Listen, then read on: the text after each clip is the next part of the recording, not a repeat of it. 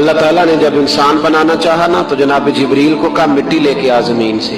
حضرت جبریل نے مٹی پہ ہاتھ ڈالا تو باقی کی مٹی رونے لگ گئی، اسے جدا نہ کر.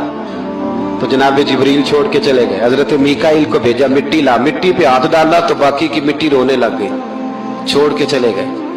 جناب اسرائیل کو بھیجا، مٹی پہ ہاتھ ڈالا تو باقی کی رونے لگ گئی، چھوڑ کے نہ جاؤ. تو حضرت اسرائیل فرمانے لگے تیرا رونا دیکھوں کہ رب کا حکم دیکھوں.